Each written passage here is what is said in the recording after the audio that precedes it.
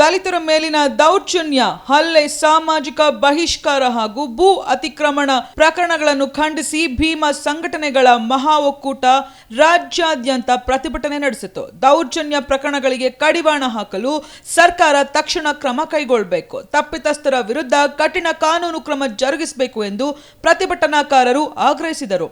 ದಾವಣಗೆರೆ ಜಿಲ್ಲೆಯ ಚನ್ನಗಿರಿ ತಾಲೂಕಿನ ಬೆಳಲಗೆರೆ ಗ್ರಾಮದಲ್ಲಿ ದೇವಸ್ಥಾನದ ಗಂಟೆ ಬಾರಿಸಿದ ಕಾರಣಕ್ಕೆ ದಲಿತ ಯುವಕರ ಮೇಲೆ ಹಲ್ಲೆ ನಡೆದ ಘಟನೆ ಹಾಗೂ ಮೈಸೂರು ಜಿಲ್ಲೆಯ ಪಿರಿಯಾಪಟ್ಟಣ ತಾಲೂಕಿನ ಹುಣಸೇಕೊಪ್ಪ ಗ್ರಾಮದಲ್ಲಿ ಸಾಮಾಜಿಕ ಬಹಿಷ್ಕಾರ ಹೇರಿದ ಪ್ರಕರಣಗಳನ್ನು ಪ್ರತಿಭಟನಾಕಾರರು ಉಲ್ಲೇಖಿಸಿದರು. ಇಂತಹ ಅಮಾನವೀಯ ಘಟನೆಗಳು ಮರುಕಳಿಸದಂತೆ ಸರ್ಕಾರ ಪರಿಣಾಮಕಾರಿ ಕ್ರಮ ಕೈಗೊಳ್ಳಬೇಕು, ಪೊಲೀಸ್ ಠಾಣೆಗಳಲ್ಲಿ ದೂರು ದಾಖಲಿಸುವ ಸಂದರ್ಭದಲ್ಲಿ ಯಾವುದೇ ತಾರತಮ್ಯ ನಡೆಯದಂತೆ ಕಟ್ಟುನಿಟ್ಟಿನ ಸೂಚನೆ ನೀಡಬೇಕು ಎಂದು ಆಗ್ರಹಿಸಲಾಯಿತು. ಪ್ರತಿಭಟನೆಯ ಬಳಿಕ ಭೀಮ ಸಂಘಟನೆಗಳ ಮಹಾ ಒಕ್ಕೂಟದ ಪದಾಧಿಕಾರಿಗಳು ಗೃಹ ಹಾಗೂ ಐಟಿ-ಬಿಟಿ ಸಚಿವ, ಕಲಬುರಗಿ ಜಿಲ್ಲಾ ಉಸ್ತುವಾರಿ ಸಚಿವ ಪ್ರಿಯಾಂಕ್ ಖರ್ಗೆ ಅವರಿಗೆ ಉದ್ದೇಶಿಸಿದ ಮನವಿ ಪತ್ರವನ್ನು ಸರ್ಕಾರದ ಪ್ರತಿನಿಧಿಗಳಿಗೆ ಸಲ್ಲಿಸಿದರು.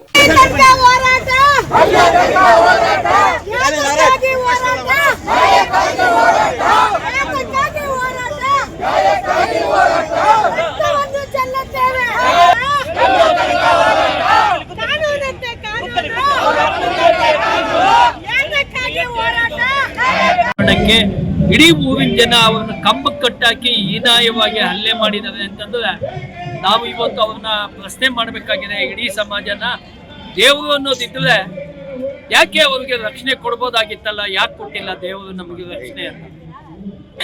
ಇವತ್ತು ಕನಿಷ್ಠ ದಲಿತರು ದೇವಸ್ಥಾನ ಪ್ರವೇಶ ಮಾಡಿದ ಉದ್ದೇಶ ಭಕ್ತಿಯಿಂದ ದೇವರು ಕೈ ಮುಗಿಯಕ್ಕೆ, ಭಕ್ತಿಯಿಂದ ಕೈ ಮುಗಿಯಕ್ಕೂ ಅವಕಾಶ ಇಲ್ಲ. ಅವ್ರನ್ನ ಪ್ರಾಣಿಗಳಿಗಿಂತಲೂ ಕಡೆಯಾಗಿ ಹೀನಾಯವಾಗಿ ಹಿಂಸೆ ಮಾಡಿ ಕಂಬಕ್ಕೆ ಕಟ್ಟಿ ಹಲ್ಲೆ ಮಾಡಿದ್ದಾರೆ ಅಂದ್ರೆ ನಿಜವಾಗ್ಲೂ ಕೂಡ ನಮಗಂತೂ ತುಂಬಾ ಬೇಜಾರಾಗ್ತಾ ಇದೆ.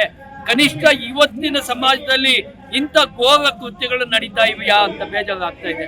ಒಂದು ಕಡೆ ಹಿಂದೂ ನಾವೆಲ್ಲ ಒಂದು ಅಂತ ಹೇಳ್ತಾ ಇದಾರಲ್ಲ, ಕನಿಷ್ಠ ಅವ್ರಿಗೆ ಏನಾದ್ರು ಮಾನ ಮರ್ಯಾದೆ ಇದ್ರೆ ಇಂಥ ಘಟನೆಗಳು ನಡೆದಾಗ ಕನಿಷ್ಠ ಅವರು ಬೀದಿಗಿಳಿದು ಹೋರಾಟ ಮಾಡಬೇಕಾಗಿತ್ತು. ಇಲ್ಲ ಅವರು ಬರೀ ಹಿಂದೂ ಮುಸ್ಲಿಂಗಳ ವಿರುದ್ಧ ಮಾತ್ರ ಹೋರಾಟ ಮಾಡ್ತಾರೆ ವಿನಃ ದಲಿತರಿಗೆ ಅನ್ಯಾಯ ಆದಾಗ ಅವರು ಹೋರಾಟ ಮಾಡಲ್ಲ. ಅಷ್ಟೇ ಅಲ್ಲ, ಇವತ್ತು ಮೈಸೂರು ಜಿಲ್ಲೆಯ ಪಿರಿಯಾಪಟ್ಟಣ ತಾಲೂಕಲ್ಲಿ ಒಂದು ಸಣ್ಣ ಘಟನೆ ಏನಪ್ಪ ನಡೀತು ಅಂದ್ರೆ, ನಾವು ತಮಟೆ ಹೊಡೆಯಲ್ಲ ಅಂತ ದಲಿತರು ಇಲ್ಲ, ನಾವು ತಮಟೆ ಹೊಡೆಯೋದನ್ನು ಬಿಟ್ಟಿದ್ದೇವೆ, ಆದ್ದರಿಂದ ತಮಟೆ ಹೊಡೆಯಲ್ಲ ಅಂತ ಹೇಳೋದಕ್ಕೆ ಅವ್ರಿಗೆ ಸಾಮಾಜಿಕ ಬಹಿಷ್ಕಾರ ಹಾಕಿದ್ದಾರೆ. ಕನಿಷ್ಠ ಕೂಲಿ ಮಾಡುವಂತ ಜನ, ಕೂಲಿನೇ ನಂಬಿ ಬದುಕ್ತಾ ಇರುವಂತ ದಲಿತರ ಕತೆ ಏನಾಗಬೇಕು?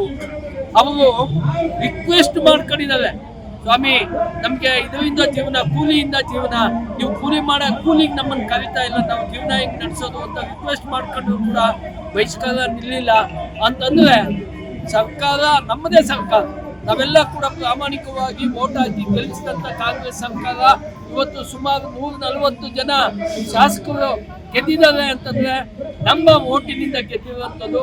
ಕನಿಷ್ಠ ಪ್ರಿಯಾಂಕ ಖರ್ಗೆ ಸಾಹೇಬರು ನಮ್ಮವರೇ ಇದ್ದಾರೆ, ದಲಿತರು, ಅವರು ಕೂಡ ಶೋಷಣೆ ಅನುಭವಿಸಿ ಮೇಲಕ್ಕೆ ಬಂದಂಥವ್ರು.